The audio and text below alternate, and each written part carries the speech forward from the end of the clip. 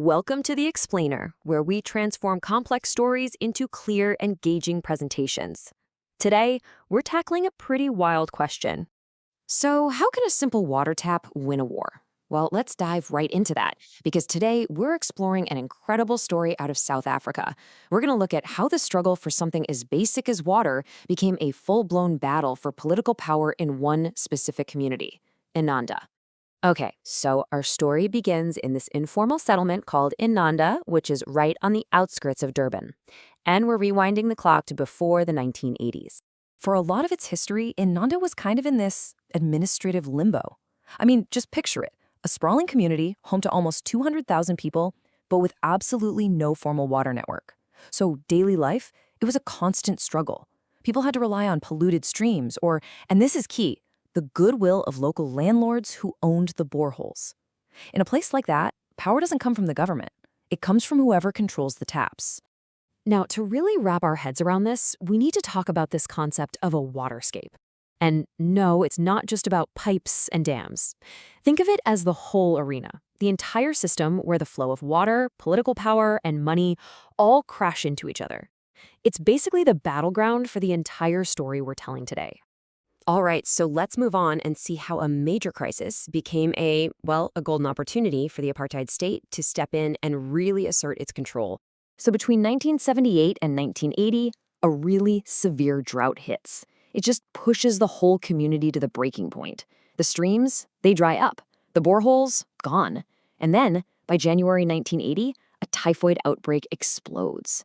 Suddenly, this isn't just a resource problem. It's a massive public health crisis that you just can't ignore. And for the apartheid state, this was their opening. Now, what's fascinating is how the media framed all this. Check out this quote. They didn't just call it an outbreak. They called it a typhoid bomb. That language is so powerful, right? It created this intense fear.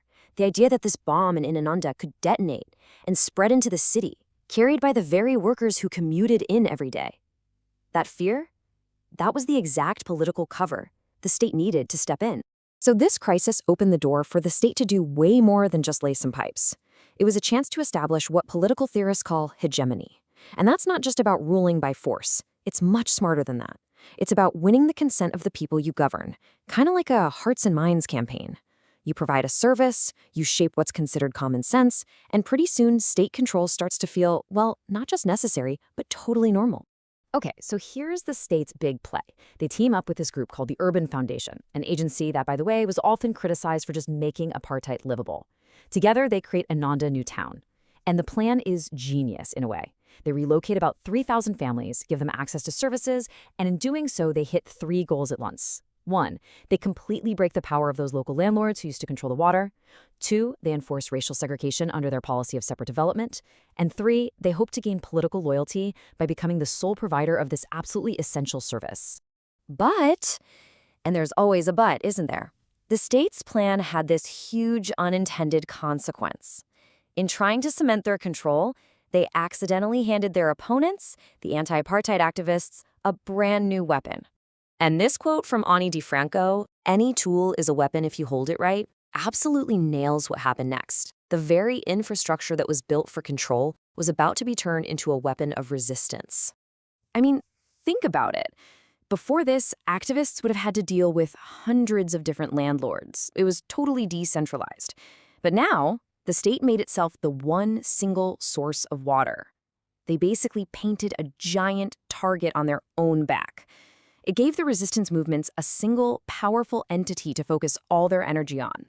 So here's how the opposition got organized. First, the state builds this central water network. But ironically, having this shared system actually helps the community organize. Civic movements and youth groups, the comrades, start gaining a ton of influence. And what do? They organize massive, widespread boycotts of water payments. This was a huge blow to the state, hitting them financially and challenging their authority. The tool of control became the ultimate tool of resistance. Right, so after apartheid finally falls, you'd think the battle for the waterscape would be over. But it wasn't. It just changed. The terms of the fight were totally different now. Let's compare the two eras. The new democratic government, led by the ANC, inherited the exact same pipes and taps, but they deployed them with a totally different playbook. The apartheid state wanted dependent subjects. Their goal was political control and segregation. The new post-apartheid government, their goal was what you could call a neoliberal consensus. They wanted to create bill-paying consumers. It was a shift from control to cost recovery. And to pull this off, they had to do something huge. They had to take this culture of non-payment, which, remember, was a celebrated act of resistance during the struggle, and completely transform it into a culture of payment. They had to re-script people's entire relationship with water, moving it from a right they fought for to a commodity they had to buy. And these new policies, they had very real, very stark consequences. To enforce this new culture of payment, the government started cutting people off. And the scale was just staggering. At the time this research was done, an average of 4,000 to 5,000 households were having their water disconnected every single week. So after all this, what's the big takeaway from Ananda's long battle over water? Why does this story matter so much? It's that infrastructure is never ever neutral. It's not just pipes and concrete. It is always a terrain of political struggle. From apartheid's total strategy to the new government's neoliberal turn, the pipes and taps in Ananda have always been embedded with a worldview. They've been a physical map of a political idea. You see, the battle just keeps shifting. The fight moves from being about race-based control to being about economic control. The language changes from citizens to customers.